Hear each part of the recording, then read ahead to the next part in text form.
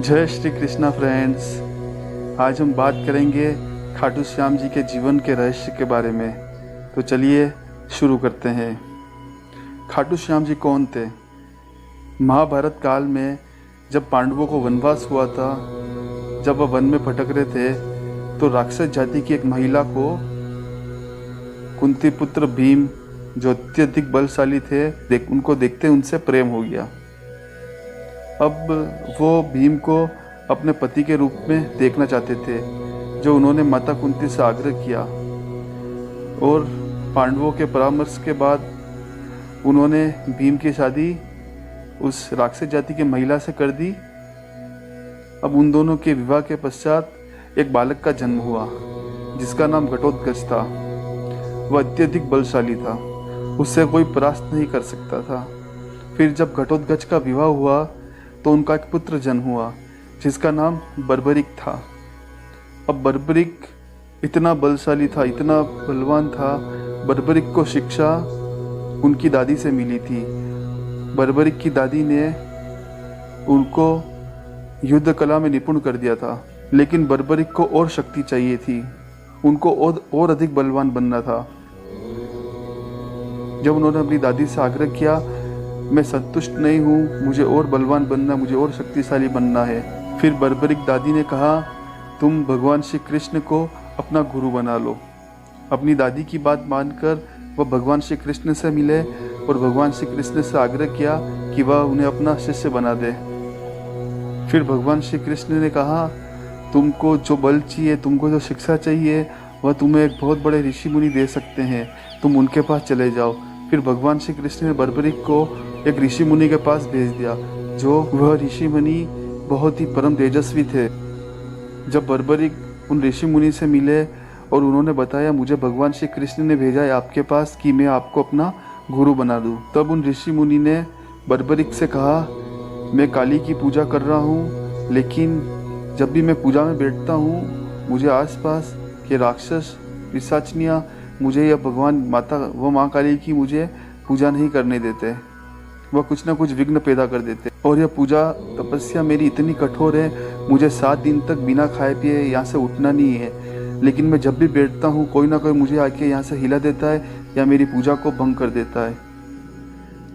तब उन ऋषि मुनि ने बर्बरिक से कहा, अगर तुम मेरी यह 7 दिन की तपस्या में यहाँ 7 दिन तक खड़े रहकर मेरी तपस्या को पूर्ण करने में मेरी सहायता करोगे, तो मैं तुम्हें अवश्य अपना शिष्य बना लूँगा। उन ऋषि मुनि के उस कथन को बर्बरिक ने उनकी आज्ञा मानकर स्वीकार कर लिया और उन्होंने उस ऋषि मुनि से कहा, मैं आपकी पूजा पूर्ण करने में पूर्ण सहायता करूँगा, आप पूजा में बैठिए। जब ऋषि मुनि ने पूजा शुरू की, तब बहुत से राक्षस, बहुत सी पिशाचनियाँ उनकी पूजा भंग करने के लिए आते थे, लेकिन बर्बरिक सबसे लड़ता रहा, झगड़ता रहा और गुरु की तपस्या को पूर्ण करने में उन्होंने पूरी सहायता की। जब तक 7 दिन बीत चुके थे, तब तक बर्बरिक भूख प्यास और राक्षसों के प्रहार से घायल होकर टूट चुके थे, लेकिन उन्होंने उन ऋषि मुनि की पूरी तपस्या को पूर्ण होने के अंदर पूरी सहायता की। तब ऋषि मुनि ने बर्बरिक से खुश होकर उन्हें अपना शिष्य बना लिया और उन ऋषि मुनि ने बर्बरिक को बहुत ही तेजस्वी शिक्षा प्रदान की और उन्हें साथ ये वरदान भी दिया कि इस दुनिया के अंदर उन्हें कोई परास्त नहीं कर सकेगा। और साथ में ही गुरुदेव ने उनसे वचन मांगा कि अगर तुम कहीं भी युद्ध करोगे, तो जहाँ से कमज़ोर पक्ष होगा, तुम्हें वहाँ से युद्ध करना होगा। और बर्बरिक ने उनके कथन को मान लिया। जब वहाँ से शिक्षा प्राप्त कर वह महाभारत का युद्ध में भाग लेने के लिए पहुँचे, तब श्री कृष्ण भगवान एक बहुत ही बड़े धर्म संकट में फंस गए, क्योंकि बर्बरिक को वरदान था कि जो पक्ष कमज़ोर होगा उसको वहाँ से युद्ध करना होगा। फिर भगवान श्री कृष्ण ने सोचा, अब इसका क्या उपाय किया जाए, क्योंकि अगर बर्बरिक युद्ध करते पांडवों की तरफ से और अगर कौरव सेना कमज़ोर पड़ने लगती, तो उनको कौरव सेना में जाकर मिलना पड़ता। अगर कौरव सेना से जाकर मिलते और पांडव सेना कमज़ोर पड़ने लगती, तो उनको पांडवों की तरफ से लड़ना पड़ता। तब भगवान श्री कृष्ण ने एक युक्ति सुझाई, एक उपाय सुझाया।